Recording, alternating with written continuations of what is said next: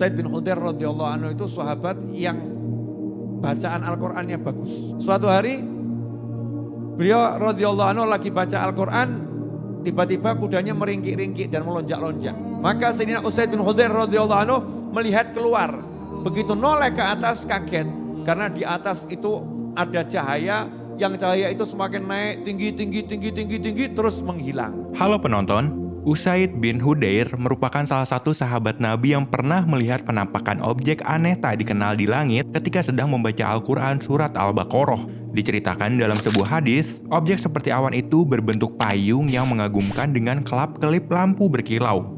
Lantas, Usaid bin Hudair menanyakan mengenai hal tersebut kepada baginda Nabi Muhammad SAW. Nabi Muhammad SAW pun menjawab bahwa penampakan itu adalah malaikatnya Allah Subhanahu wa Ta'ala yang menghampiri Usaid bin Hudair karena sedang mengaji.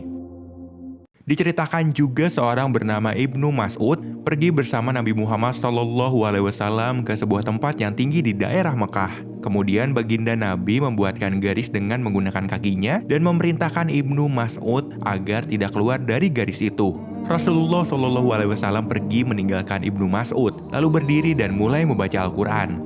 Dari kejauhan, Ibnu Mas'ud melihat Nabi Muhammad SAW dikerumuni oleh makhluk yang jumlahnya banyak. Makhluk tersebut memiliki bentuk seperti manusia dan lebih tinggi dari Muhammad SAW. Hanya saja, makhluk-makhluk itu diceritakan memiliki sedikit keanehan yang terletak pada kepalanya. Keanehan itu adalah bentuk kepala yang menyerupai kendi. Dari ciri-ciri yang dikisahkan Ibnu Mas'ud dan Usaid bin Hudair, tentu banyak yang kini beranggapan itu adalah UFO dan alien karena secara saintifik, salah satu definisi UFO adalah penampakan benda terbang bercahaya yang tidak bisa diidentifikasi oleh pengamat dan tetap tidak teridentifikasi walaupun telah diselidiki.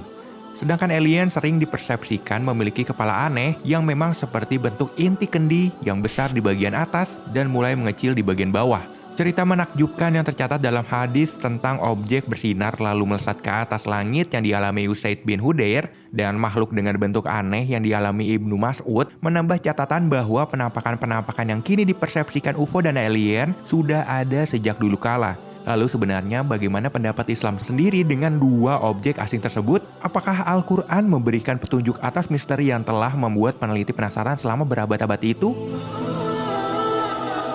Jadi penonton, memang sudah sejak lama manusia berpikir dan mengamati keberadaan kehidupan dan makhluk asing di luar bumi. Pada awal abad ke-5 sebelum Masehi, para filsuf dan matematikawan Yunani melihat pergerakan bintang-bintang dan bertanya apakah ada sesuatu di luar sana. Sejak saat itu, ketertarikan dan keingintahuan manusia dengan hal-hal yang tidak dapat dijelaskan tampaknya tidak pernah berhenti hingga sekarang. Makhluk asing di sini bukanlah seperti jin dan atau malaikat, melainkan makhluk hidup biologis yang berwujud materi. Dalam surat Asy-Syura ayat 29 Allah berfirman, di antara ayat-ayat tanda-tandanya ialah menciptakan langit dan bumi dan makhluk-makhluk yang melata yang Dia sebarkan pada keduanya. Kata dabah sendiri diterjemahkan sebagai makhluk melata. Di sisi lain, menurut tafsir Jalalain karangan Syekh Jalaluddin Al-Mahali dan Syekh Jalaluddin Asy-Syuyuti, dabah adalah makhluk yang menempati bumi, seperti manusia dan lain-lain. Makhluk yang terbang atau berenang tidak termasuk kategori tersebut, apalagi yang bersifat goib.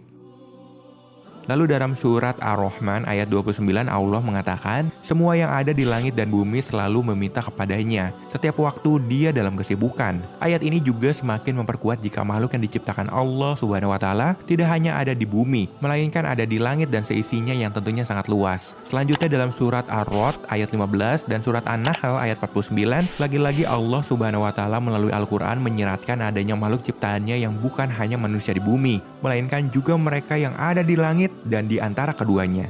Dalam Islam, langit dipahami sebagai lapisan-lapisan yang berjumlah 7, sebagaimana firman Allah Subhanahu wa Ta'ala dalam surat At-Talaq ayat 12. Allah lah yang menciptakan 7 langit dan seperti itu pula bumi. Al-Quran menyebut 7 langit tersebut dengan frasa sab'a samawat. Dulu, sab'a samawat memiliki konsep geosentrik. Maksudnya di langit pertama dipercaya sebagai bulan, langit kedua ada Merkurius, langit ketiga Venus, langit keempat matahari, Mars di langit kelima, Jupiter langit ke-6, dan Saturnus di langit ke-7. Dari sana kemudian lahir nama-nama hari dalam sepekan. Sunday dikaitkan dengan hari matahari, Saturday merupakan hari Saturnus, Monday sebagai hari bulan, Tuesday dikaitkan dengan planet Mars, Wednesday dikaitkan dengan Merkurius, Thursday mengacu pada Jupiter, dan Friday dikaitkan dengan Freya atau Venus. Hanya saja itu merupakan konsep lama penonton. Dalam pemahaman baru, sab'an samawat adalah jumlah yang tak berhingga banyaknya. Jadi bisa kita simpulkan bahwa langit sangat luas. Langit bukanlah warna kebiruan yang kita lihat di hari yang cerah. Ujung langit pun masih belum diketahui karena ketika ilmuwan menemukan ujung langit, maka batas semesta pun ditemukan. Untuk mengetahui penjelasan singkat mengenai batas alam semesta, kamu bisa lihat video ini ya. Tingginya langit dan luasnya alam semesta ini tentu akan menaikkan probabilitas adanya kehidupan asing tersebut, bukan? Jadi penonton, sebenarnya sama seperti kesimpulan sains, kita tidak tahu kebenaran mengenai alien menurut Al-Quran. Setidaknya saat ini, hanya Allah Subhanahu wa Ta'ala yang tahu akan misteri tersebut. Literatur Islam memang jauh dari eksplisit tentang keberadaan kehidupan asing, tapi mungkin saja suatu hari nanti kita akan menemukannya.